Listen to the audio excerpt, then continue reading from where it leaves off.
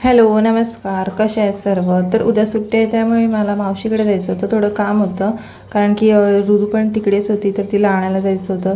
तर खूप वेळ बसची वाट बघितल्याच्यानंतर फायनली बस आली आणि आज कुठला देव पावलेला माझ्यावर, तर मला बसायलासुद्धा जागा मिळाली. पण बस इतकी हलत होती कारण की रस्त्याला इतके जास्त खड्डे झालेले आहेत की काय सांगू. पण बाहेरचा नजारा खूप मस्त होता. असं हिरवं हिरवं गार सगळं बघत बघत चाललेली, त्यामुळे खूप मस्त वाटत होतं. आणि मला बाहेर बघायला खूप आवडते काय म्हणजे. मावशीकडे पोचली आणि थोड्याच वेळाने आम्ही लगेच निघालो बाजार करायला तिकडे सुद्धा, कारण की आज फ्रायडे होता आणि तिकडचा बाजार भरतो. आणि संध्याकाळचा नजारा बघा इतका मस्त झालेला, सूर्य असं दिसत होता. आणि घरी आल्याच्यानंतर मग आम्ही लस्सी पिली, आणलेली ती.